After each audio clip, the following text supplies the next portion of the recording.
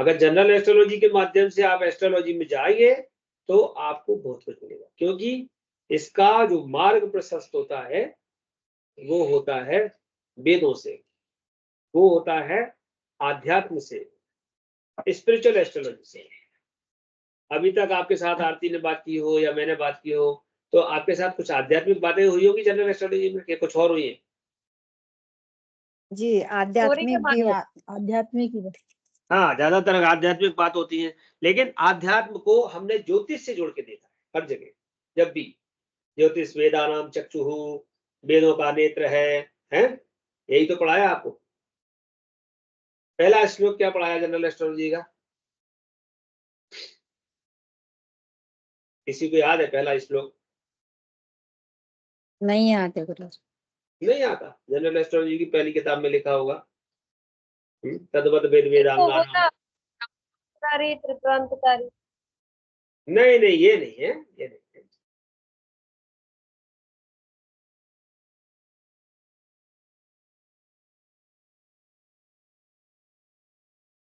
यथा शिखा मयूराणाम, हाँ, यथा शिखा मयूराणाम नागानाम मणयो यथा तद्वत वेद वेदांगानाम ज्योतिषम यथा मूर्धनि, यथा मूर्धा। ये मूर्धा होती है ना, ये मूर्धा कहते, मूर्धा को कहते हैं मूर्धन्य। अच्छा, आप मूर्धन्य किसे कहते हैं?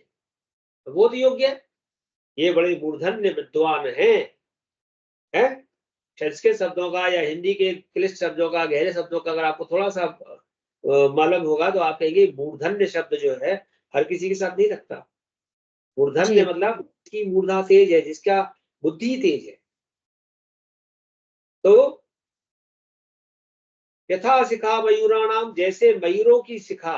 अब जो मोर होता है, मोर के आगे यहाँ पर एक शिखा होती है और पीछे उसके पंख होते हैं, देखे कि नहीं? जी गुरु। उससे मोर की शोभा होती है। अगर वो शिखा ना हो तो मोर की शोभा नहीं है। उसको देखना, उसकी चंचलता, उसकी सुंदरता जो निहारना, उसकी शिखा के कारण है। और उसका जो शिखा है, उसका जो शिखर है, उसका जो पंख है, उसको उसमें काम नहीं है। उसमें क्या नहीं है? काम नहीं है। और इसीलिए भगवान कृष्ण ने उसको अपने सर पे धारण किया। क्या बांधा भगवान ने मुकुट के रूप में? मोरपंख। मोरपंख।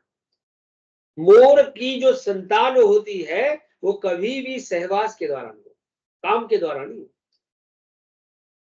कैसे होती है? आंसू से। आंसू से, अश्रु द्वारा। क्या बात है!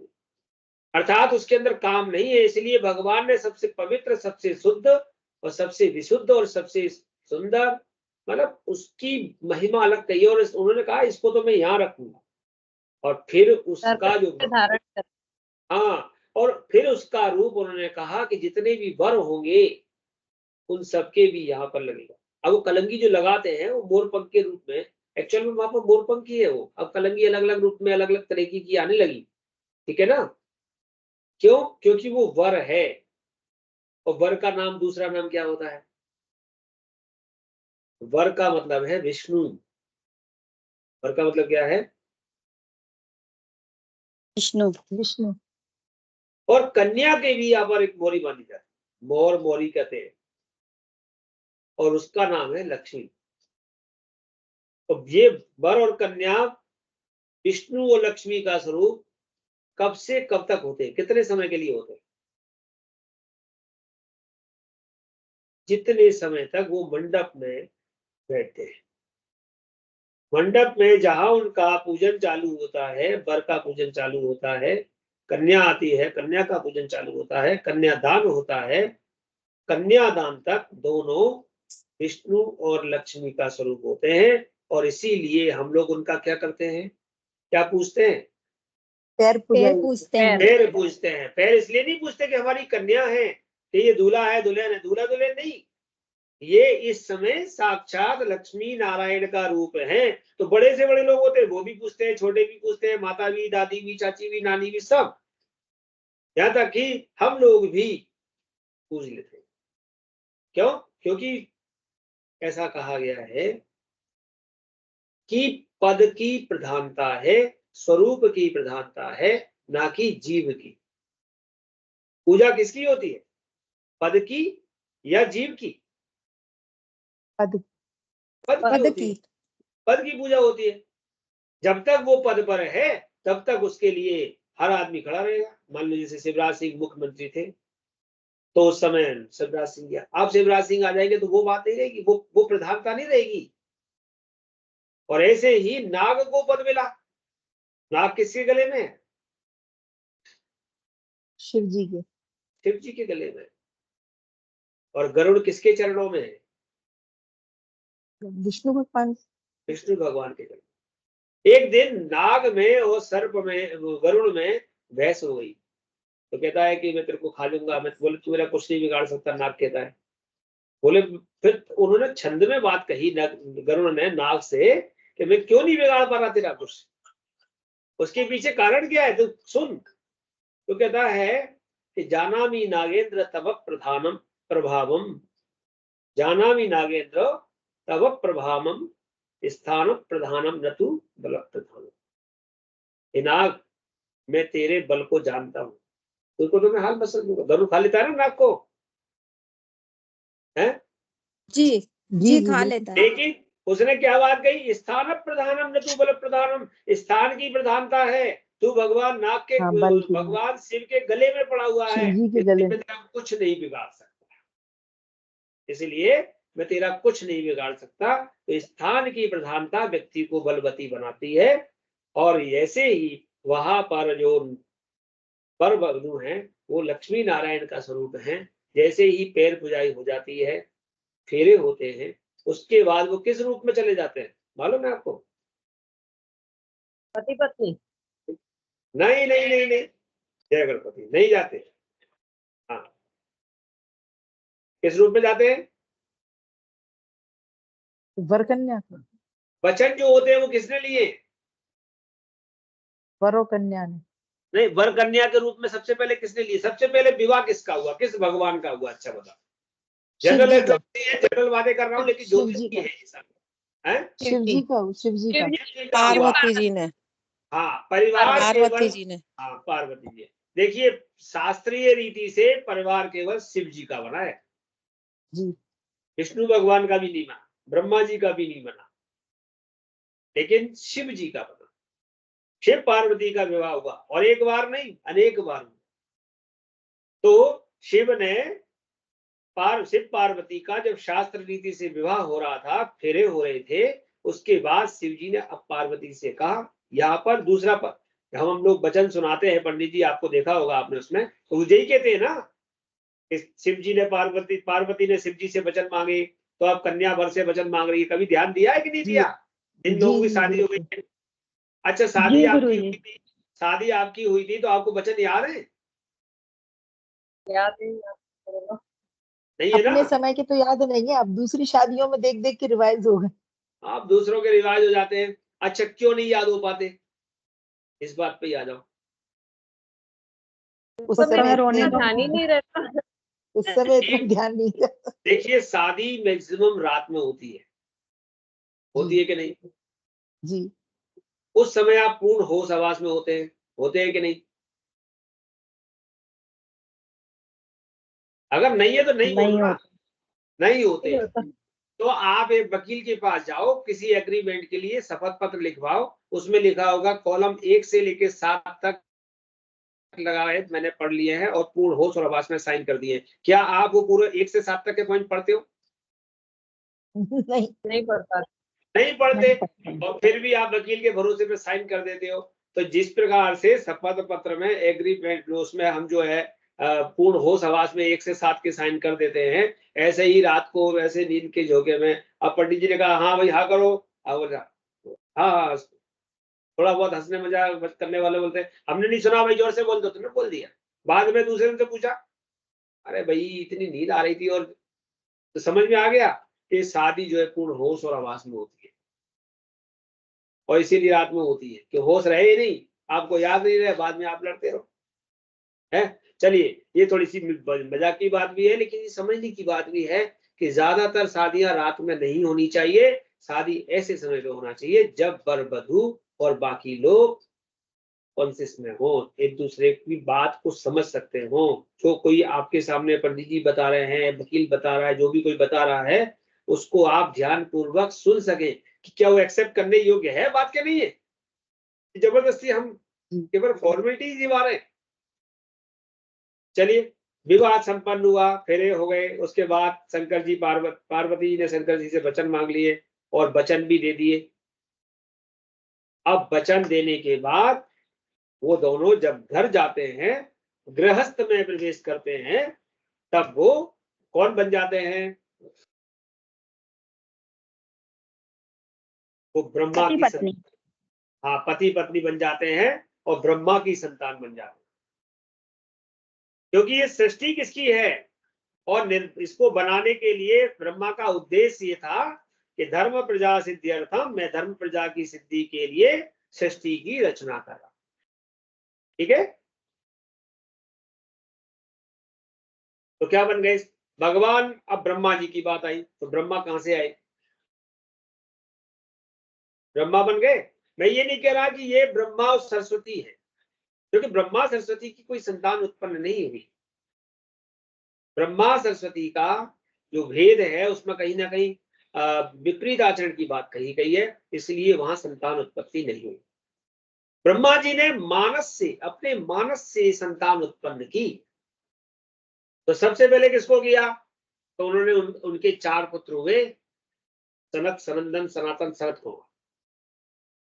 ठीक है, सुने कि नहीं? जी सुने। उन चारों से कहा आप मेरी सृष्टि को बढ़ाइए, उन्होंने मना कर दी। नारद जी को उत्पन्न किया, उन्होंने भी मना कर दिया। तो उनकी जो ऋषि संतानें हुई, मना करती गई। तब ब्रह्मा जी ने, अब देखिए, मैं आपको उस दिन बता रहा था कि जो हमारी होरा कुंडली है वो कोई अलग नहीं है, जो हमारी त्रिशांश कुंडली है वो अलग नहीं है, जो हमारा नवमांश है विशेष करके वो अलग नहीं है। क्योंकि नवमांश जो है वो हमारा ही आधा भाग है। क्या है वो? हमारा आधा भाग है।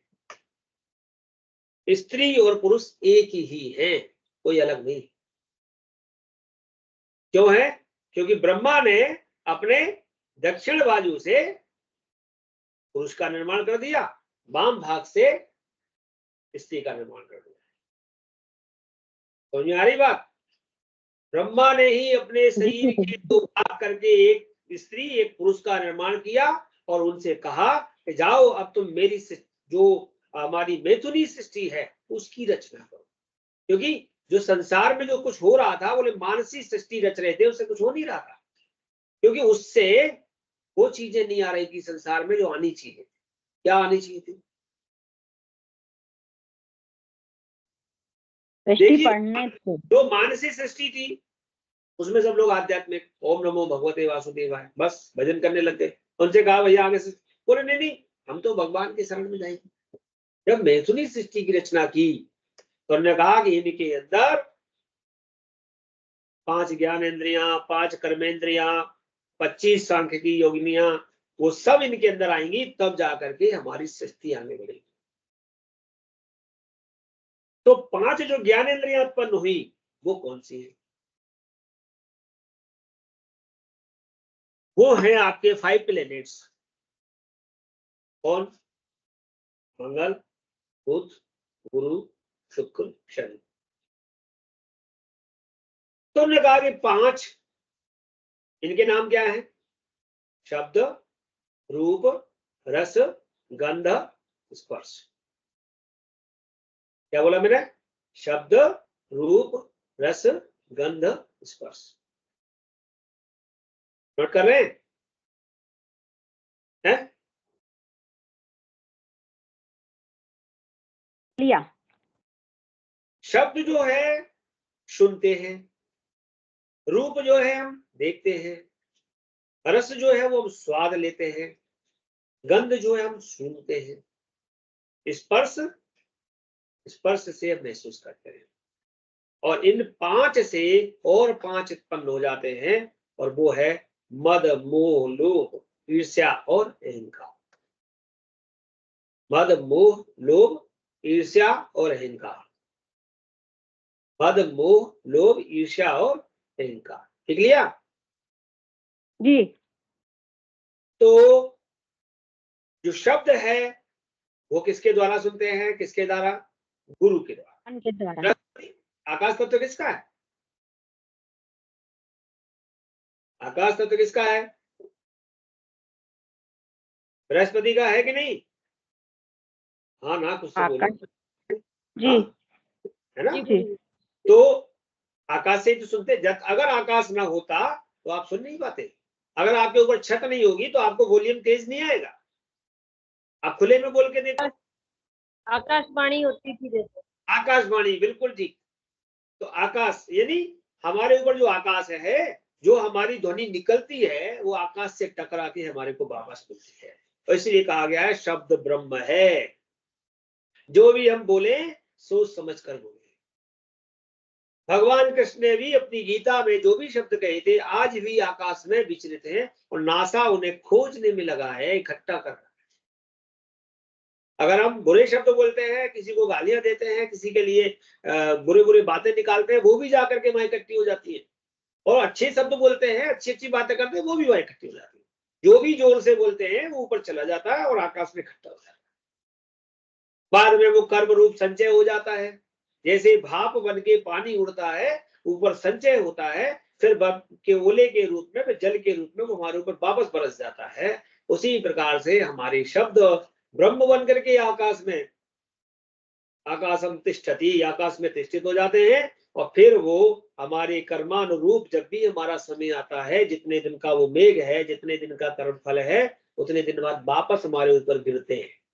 जब गिरते हैं तो जो हमने अच्छे शब्द बोले हैं उनके अच्छे फल हमारे पास आने लगते हैं, और जो हमने खराब शब्द बोले हैं उनके खराब फल आने लगते हैं। फिर हम कहते हैं नहीं, हमने ये तो किया ही नहीं था।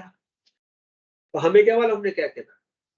भगवान कहते हैं ये तो बोलने की बात है, मैं तो सोचने की बात कहता हूं कि अगर तू मन में ये भी सोचता है किसी के बारे में बुरा या अच्छा, तो मैं उसे भी पूर्ण कर दूंगा।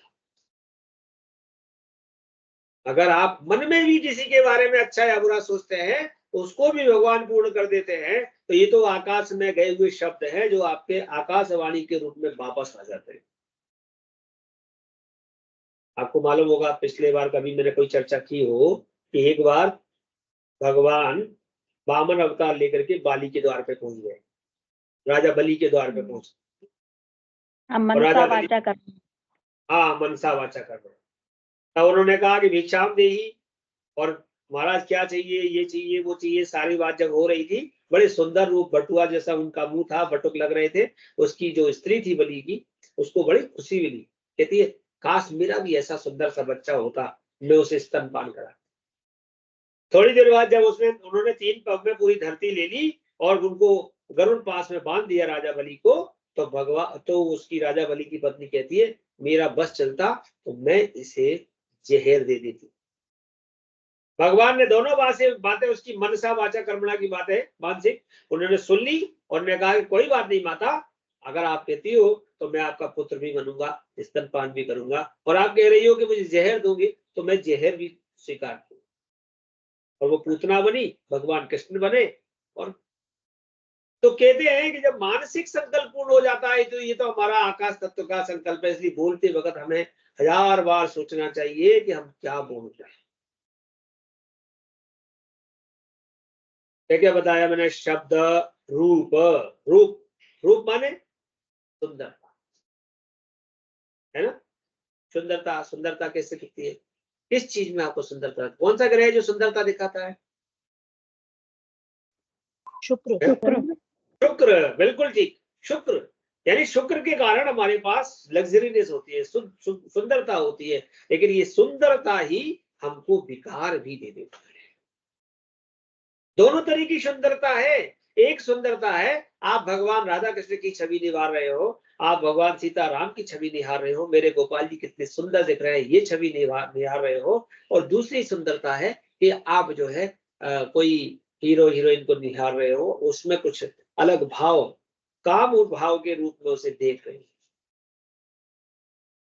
तो जहां विकार वाली सुंदरता है वो आपका नुकसान करेगी, और जहां आपकी निष्काम सुंदरता है, देवीय सुंदरता है, वो आपका उद्धार करेगी।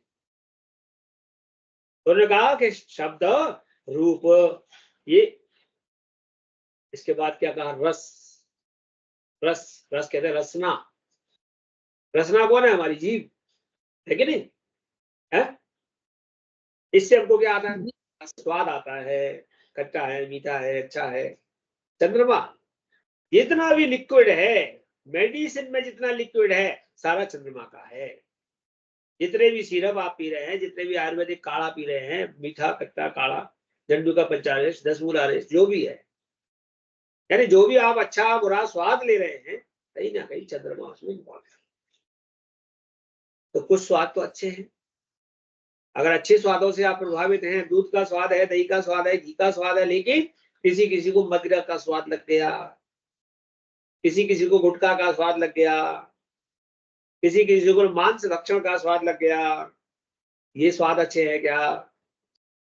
नहीं है।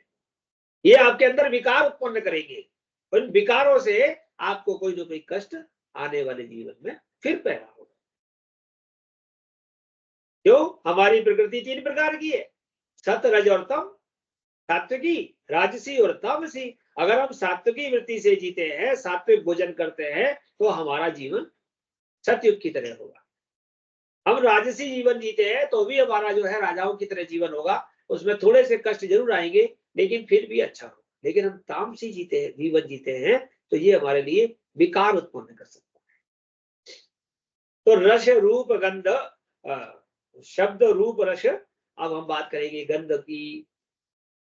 तो गंध अर्थात वायु तत्व। गंध बुरी भी होती है, गंध अच्छी भी होती है। गंध है वायु तत्व। वायु तत्व का ग्रह कौन सा है? कौन सा है? बुध।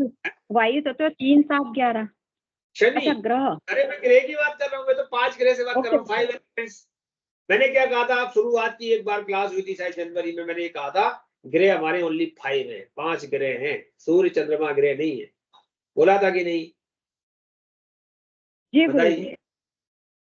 क्योंकि सूर्य एक चमकता हुआ तारा है, चंद्रमा उपग्रह है, तो केवल ग्रह तो हमारे 5 ही है, मंगल, बुध, गुरु, शुक्र, शनि। जो हमारे को परेशान करते हैं, सुख देते हैं, दुख देते हैं, वो यही 5 हैं।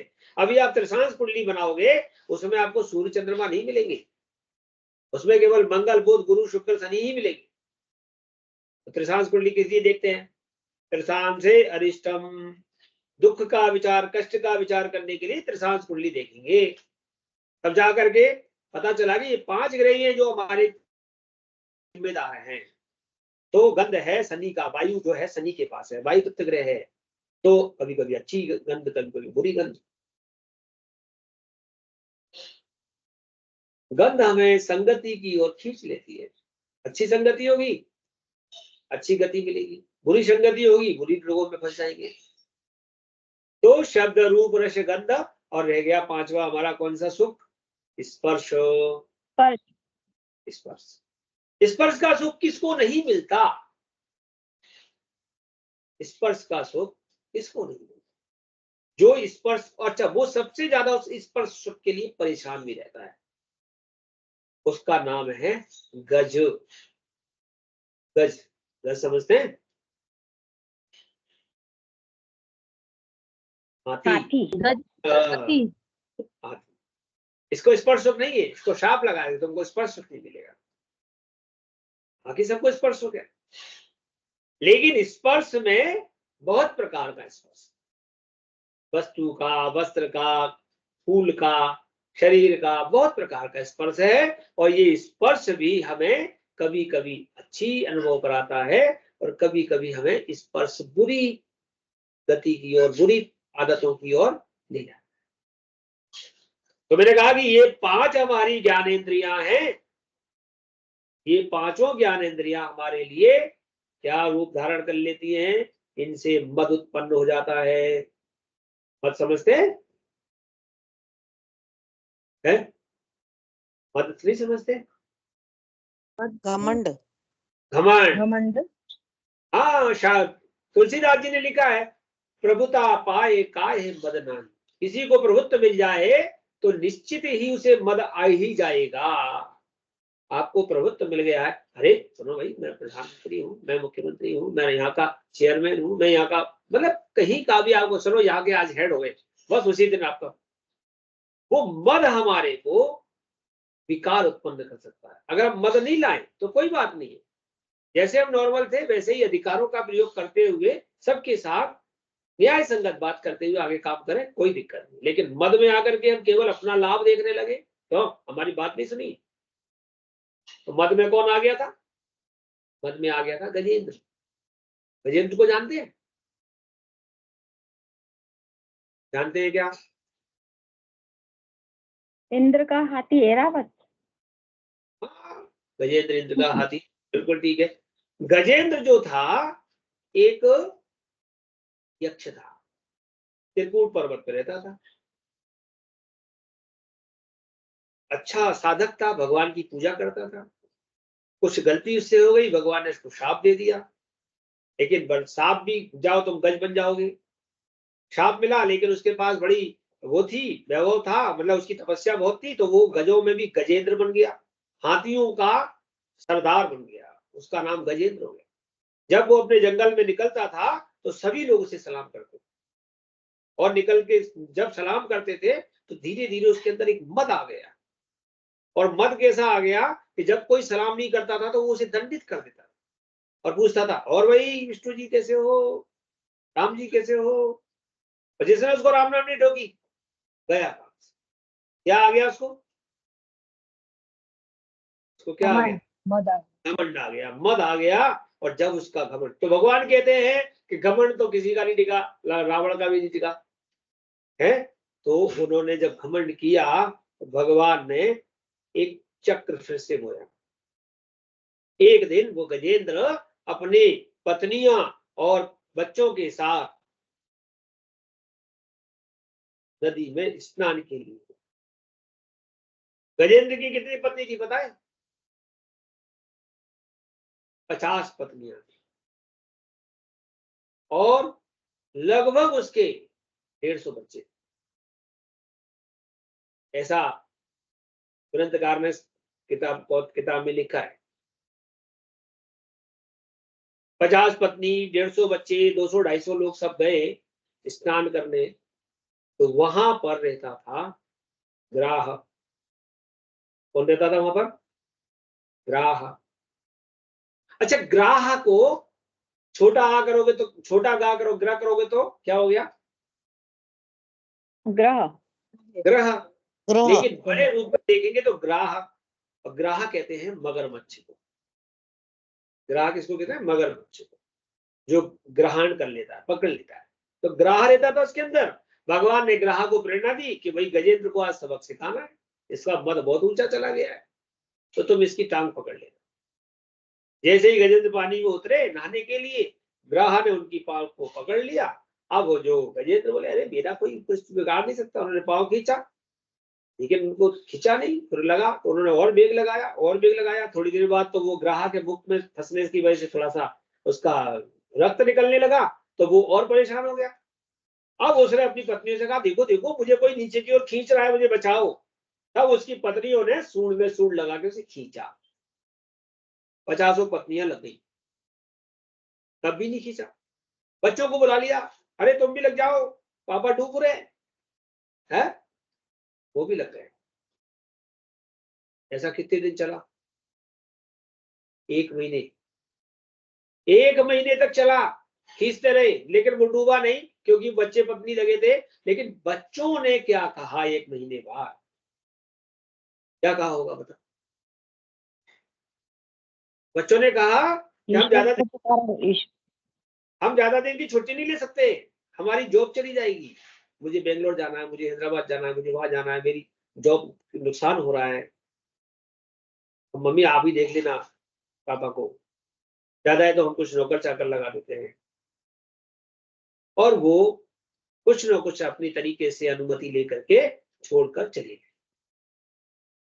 अब उनकी पत्नियां कितने दिन खींच पाती, लेकिन फिर भी कहते हैं स्त्री बहुत ज्यादा समय तक साथ देती है। स्त्री हो चाहे पुरुष हो, मतलब दाम्पत्य, लेकिन एक सीमा तक नहीं।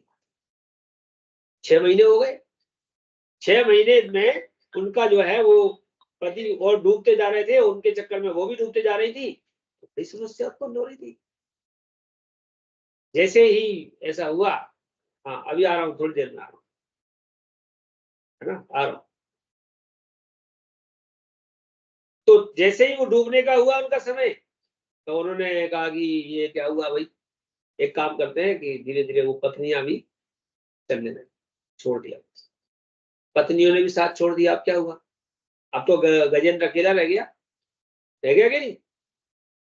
जब आप अकेले पड़ जाते हैं तो आपका सहारा कौन,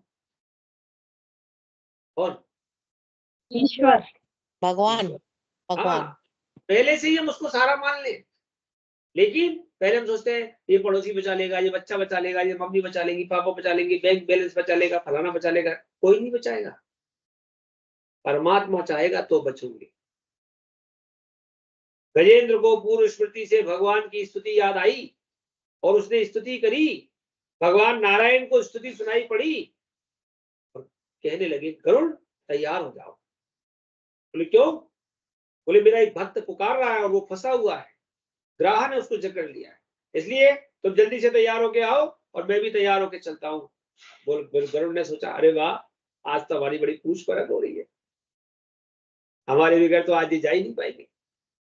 भगवान तैयार हो गए और उन्होंने कहा गरुड़ तैयार हुए, बस महाराज अभी आया, 1 मिनट में, 2 मिनट में, 1 मिनट में, 2 मिनट में, 3-4 बार ऐसी बात हुई। भगवान को थोड़ा सा वो आया, भगवान ने कहा कि भैया अपने गजेंद्र को तो बाद में बचाएंगे और पहले इसको गरुड़ को बताते हैं कि ये क्या सोच रहा है, ये मुझे लेके चल रहा है। गरुड़ जैसे ही आए, तैयार, महाराज मैं तैयार हो गया, चलो बैठो। बोले अच्छा तैयार हो गए, बोले ठीक है। भगवान ने गरुड़ के ऊपर अपनी छुंगी उंगली रख दी, कहते चलो उड़ो। अब गरुड़ ने पूरी दम लगा दी, पसीने पसीने हो गए, उड़ नहीं पाया। ये क्या हुआ महाराज, मैं उड़ नहीं पा रहा हूँ और आप बैठो तो सही। अरे बैठे क्या, तो भाई छुगैया नहीं उठा पा रहे, हमें क्या बैठाओगे। गरुड़ शरणागत हो गया और भगवान फिर बैठे, कहने लगे गरुड़ तू क्या सोचता है, तू मुझे उड़ा के ले जाता है, अरे तू मेरे चरणों में पैरों में फंसा हुआ है इसलिए तू उड़ता है, सारे संसार को मैं उड़ाता हूं, तो तू मुझे उड़ाने के लिए अपना घमंड दिखाता है। गरुड़ शरणागत हुआ, भगवान वहां पहुंचे, उन्होंने ग्राह के साथ गजेंद्र को देखा, गजेंद्र ने कमल पुष्प लेकर के भगवान को अर्पण किया, भगवान ने उसका कमल पुष्प स्वीकार किया, चक्र सुदर्शन छोड़ा, ग्राह से मुक्त कराया।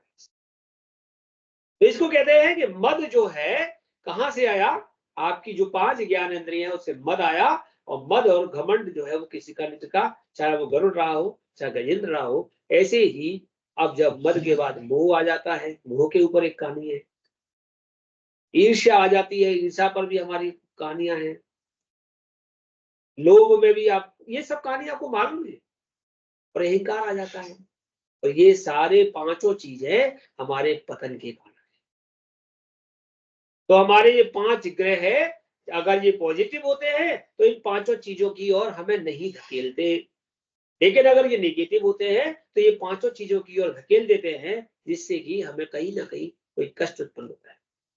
तो आप एस्ट्रोलॉजी पढ़ रहे हैं, धीरे धीरे जैसे जैसे एस्ट्रोलॉजी की जानकारी आपको मिलेगी, वो पॉजिटिव है नेगेटिव है नहीं है, ये तो आप वर्ग चार्ट वगैरह ग्रह से आप सीख ही रहे, धीरे धीरे आपको समझ में आ जाएगा और पॉजिटिव। लेकिन आप सामने वाले को एक स्पिरिचुअल नॉलेज भी दो कि देखो भाई अपने स्वभाव में भी शालीनता लाओ, अपने स्वभाव में सुविचार लाओ, अपना जो शब्द रूप रस गंध रहने की जो व्यवस्था है, शक्त की या राजसी वृत्ति तामसी वृत्ति से बचो, क्रोध से बचो, काम क्रोध मद लोभ सब। आगे क्या लिखा है, नाथ नरक के पंथ।